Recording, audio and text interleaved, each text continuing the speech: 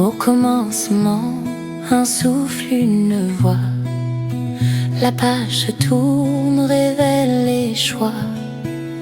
Retour à la source, chercher le sens dans les récits de la Genèse.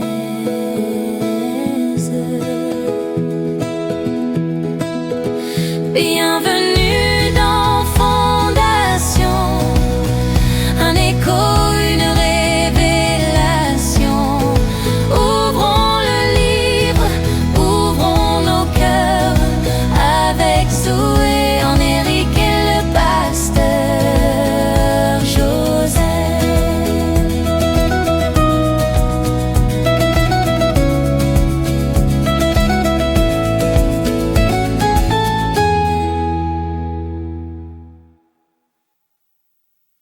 Bonjour à tous et bienvenue à nouveau dans Fondation, le podcast dans lequel nous plongeons ensemble, épisode après épisode, dans les profondeurs de la parole de Dieu, pour y puiser les vérités et clés fondamentales sur lesquelles nous devons bâtir nos vies au quotidien.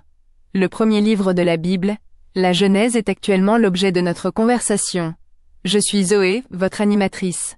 Dans notre dernier épisode, nous avons laissé Abraham, le père de la foi, sortir d'Égypte après un regrettable échec. Sa foi a vacillé, mais la promesse de Dieu est restée intacte. Aujourd'hui, nous le retrouvons de retour en Canaan, mais de nouveaux défis l'attendent. Un conflit de famille, une guerre entre rois et une rencontre avec un personnage qui est sans doute l'un des plus mystérieux de toute la Bible.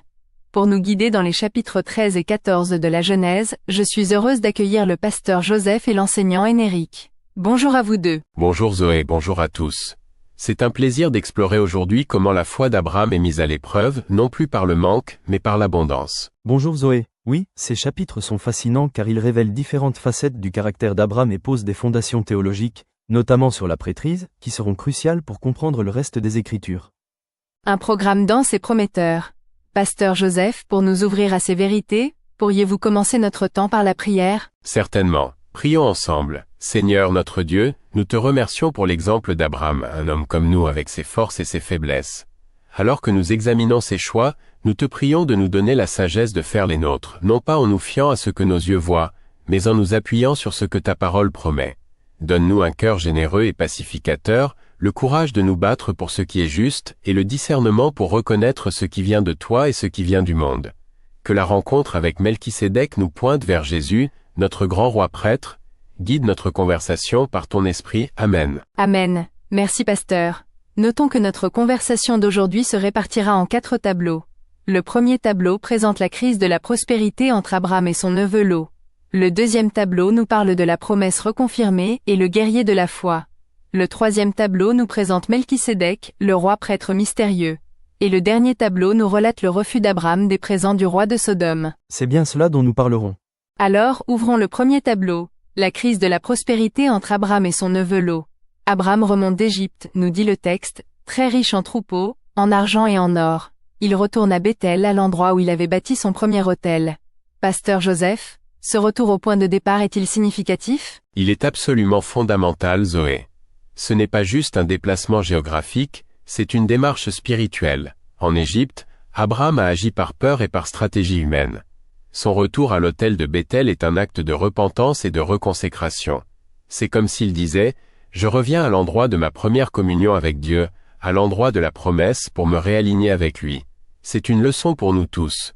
Quand nous nous égarons, le chemin du retour commence souvent par un retour au lieu de notre premier amour, à l'autel de l'adoration et de la dépendance à Dieu. Mais cette richesse, qui est une bénédiction de Dieu, devient la source d'un nouveau problème.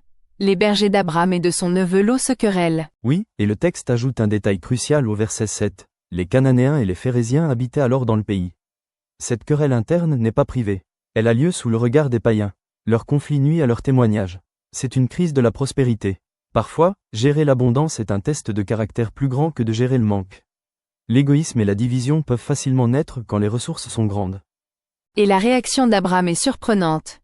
Il est l'aîné, le patriarche, celui à qui la promesse a été faite. Pourtant, il ne prend pas l'avantage. Sa réaction est un acte de foi et de générosité extraordinaire.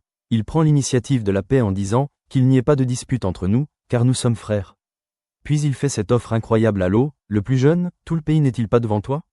Choisis, si tu vas à gauche, j'irai à droite. Il renonce à son droit d'aînesse, à son privilège.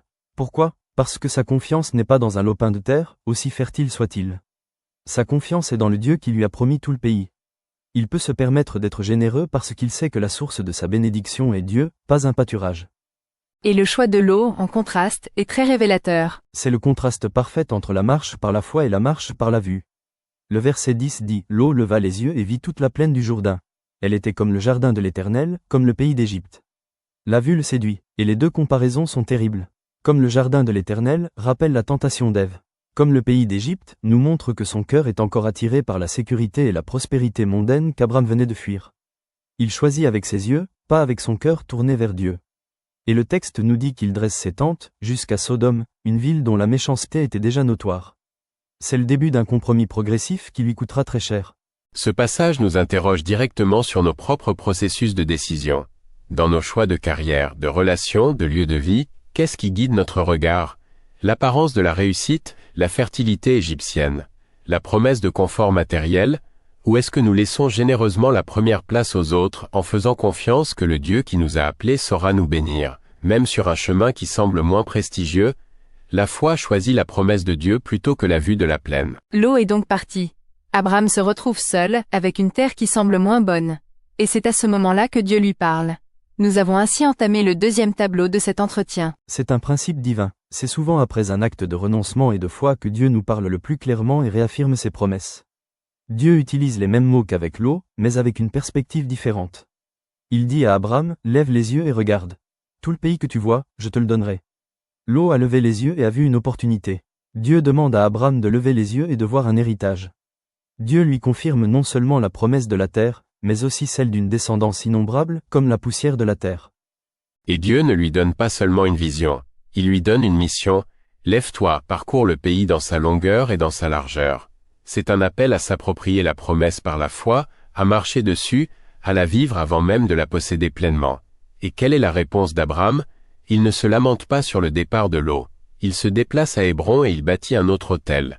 L'adoration est sa réponse constante à la parole de Dieu. Le chapitre 14 nous plonge ensuite dans un tout autre décor. Une guerre régionale complexe avec des noms de rois difficiles à prononcer. Pourquoi la Bible nous donne-t-elle ce récit détaillé ? Ce récit ancre l'histoire d'Abraham dans la géopolitique réelle de son temps. Mais surtout, il montre les conséquences directes du choix de l'eau. La plaine fertile et riche qu'il a choisie était en fait une zone politiquement instable et dangereuse. En choisissant la sécurité du monde, il s'est retrouvé au cœur du conflit du monde. Quand Sodome est pillée, Lot est fait prisonnier.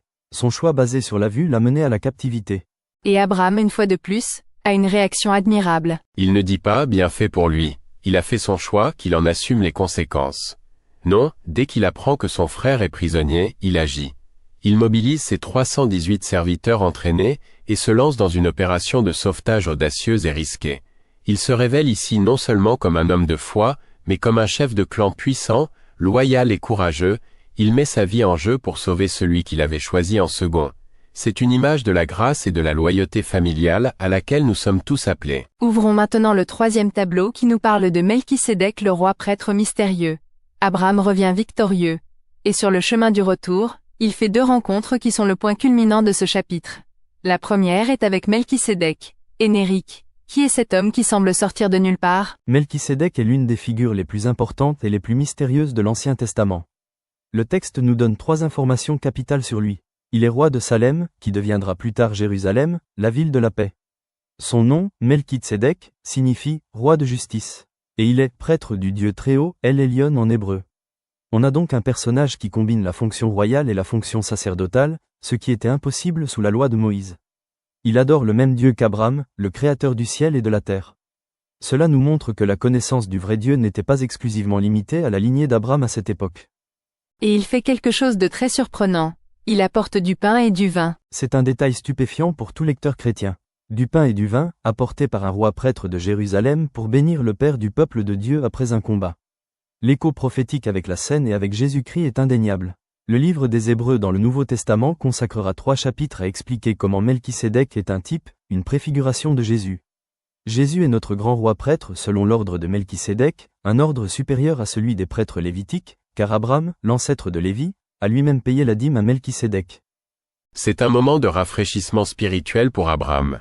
Après le combat physique, Melchisédek lui offre une nourriture physique, le pain et le vin, et une nourriture spirituelle, une bénédiction. Il ne bénit pas Abraham pour sa force militaire, mais il bénit Dieu qui a livré les ennemis entre ses mains. Il recentre immédiatement Abraham sur la véritable source de sa victoire. Et la réponse d'Abraham est tout aussi spirituelle. Il donne la dîme, 1/10 de tout le butin. Ce n'est pas une loi.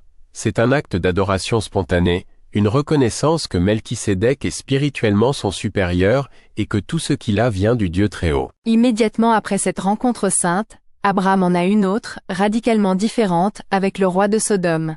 Et nous sommes là dans le dernier tableau de notre conversation de ce jour, le refus d'Abraham d'accepter les propositions du roi de Sodome. C'est un test spirituel majeur. Le roi de Sodome lui fait une offre qui semble juste, donne-moi les personnes, et prends pour toi les biens. C'est une transaction mondaine standard. Mais Abraham vient d'avoir une rencontre avec le Dieu Très-Haut, créateur du ciel et de la terre. Sa perspective a changé. La réponse d'Abraham est l'une de ses plus grandes déclarations de foi.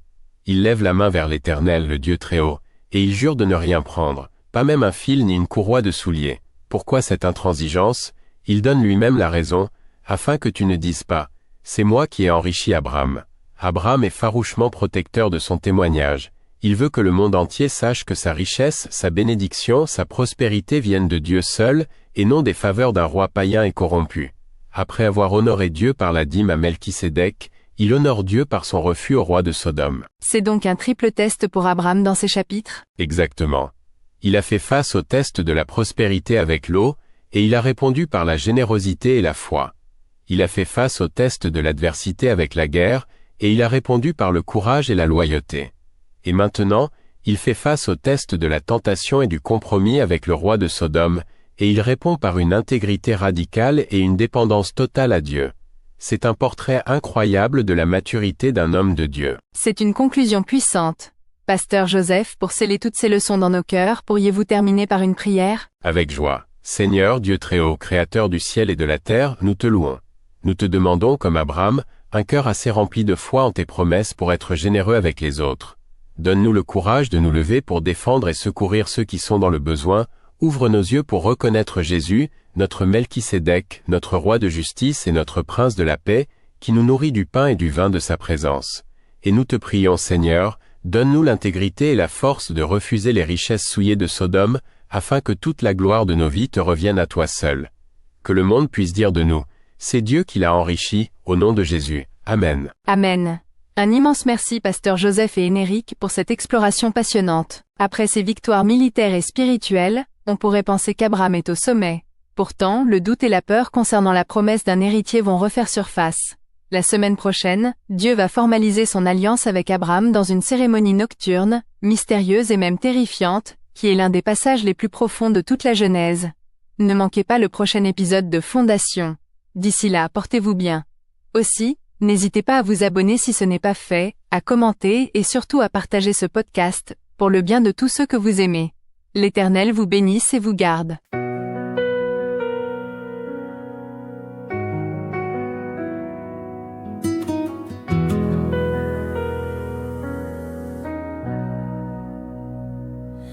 La conversation se termine ici.